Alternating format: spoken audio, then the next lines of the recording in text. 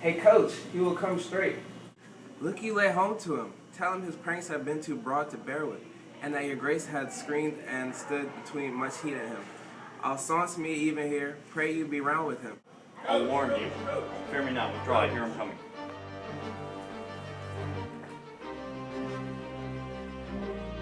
Now coach, what's the matter?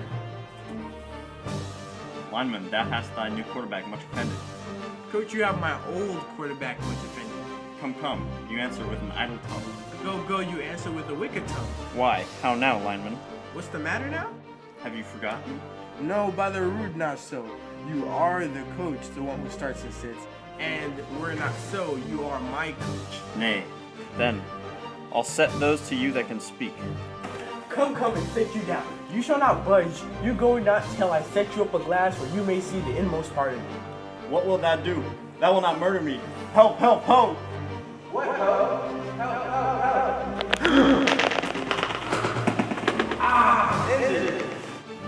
Oh me, what hast thou done?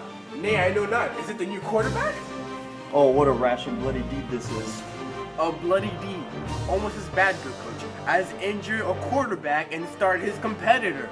As bench a quarterback. Aye, sir, 'twas my word. Thou wretched, rash, intruding fool, farewell. I took thee for thy better, take thy fortune. Thou foundest to be too busy in some danger.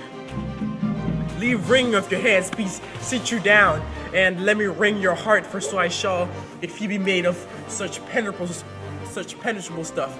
If damning custom have not brassed it to, that it is proof and bulwark against sense. What have I done, that thou darest wag thy tongue in noise so rude against me? Such an act that blurs the grace and blush of modesty, calls virtue hypocrite, takes off the rose from the fair forehead of an instant love and sets the blister there, makes coaching vows and false dicers deaths. Oh, such a deed as from the body of concentration plucks the very soul, and street religion makes a rhapsody of words. Heaven's face doth glow. Yeah, the solidity, the compound mass with truthful visage up against the doom is thought sick at the act. I me, what act? That roars so loud and thunders in the index. Look here, upon this highlight tape, in this counterfeit presentment of two teammates. See what grace was seated upon his brow, by Pernod's curl in front of Jove himself. I like Mars, threatening command, a station like the herbled Mercury, new lighted on the heavenly kissing hill, a combination and a form indeed, where every god did seem to set his seal, to give the world assurance of a man. This is starter. Look now what follows. Here is your starter, like a middle ear, blasting his wholesome teammate. Have you eyes? Could you on this fair mountain leave to feed and batten on this moor? Ha, have you eyes? You cannot call it skill, for at your age, the heyday in the blood is tame, and waits upon judgment. And what judgment? Would step from this to this? Sense sure you have, else you could not have motion, but sure that sense is apoplex, for madness would not err, nor sense to ecstasy was near to thralled, but it reserved some quantity of choice to serve in such a difference. What devil wasn't blind that thus hath cozened you at hoodman blind? Eyes without feeling, feeling without sight, ears without hands or eyes, smelling sounds all, or but a sickly part of one true sense could not mope. Oh shame, where is thy blush, rebellious hell?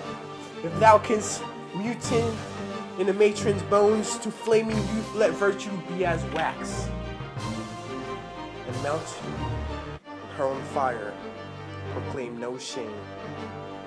Since when the compulsive ardor gives the charge, since frost itself as actively doth burn, and reason panders will. O lineman, speak no more. Thou turnest mine eyes into my own very soul, and there I see such blackness and grain spots as will not leave their tinct. Nay, but you live on the rank sweat of an ascended field, stewed in corruption, hunting, making love, over the nasty sty. Oh, speak to me no more.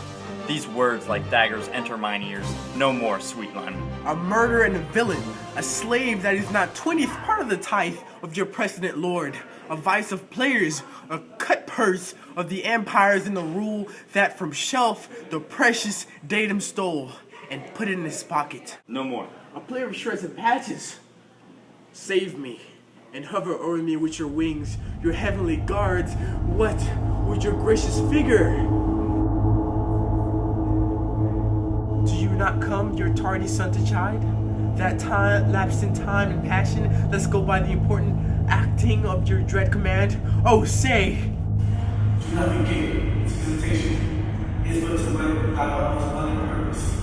But look, they speak of thee, of thy courage sins, conceit, his bodies, strongest works, speak to them, Hamlet. Alas, how is it with you, that you do bend your eye on vacancy, and within corporal air do hold discourse?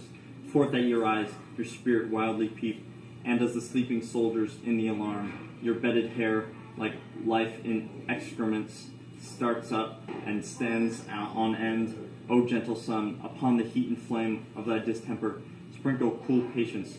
Whereon do you look? On him!